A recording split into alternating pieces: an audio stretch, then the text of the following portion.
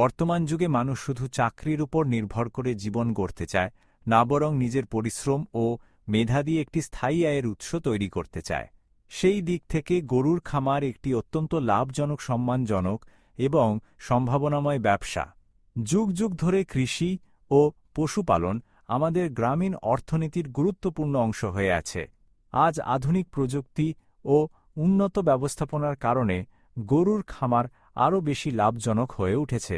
অনেক মানুষ অল্প পুঁজি দিয়ে গরুর খামার শুরু করে আজ বড় উদ্যোক্তা হিসেবে পরিচিতি লাভ করেছেন।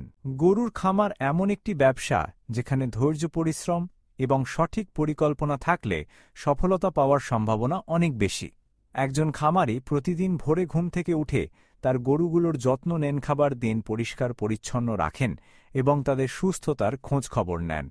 এই নিয়মিত যত্ন ও ভালোবাসাই একটি খামারকে সফলতার দিকে নিয়ে যায়। কারণ গরু শুধু একটি প্রাণী নয়, একজন খামারির কাছে এটি তার স্বপ্ন, তার সম্পদ এবং তার ভবিষ্যতের ভরসা। সো বন্ধুরা, আপনারা যদি গরুর খামার করবার চান তাহলে রাজু ভাই করতে আইনা যোগাযোগ করার রাজু ভাই নগে। আর গাখির বাসার টেনশন করে না জানি গাখরি অ্যাকচুয়ালি রাজু ভাই করতে নাই পুরোবি কোম্পানিতে গনে।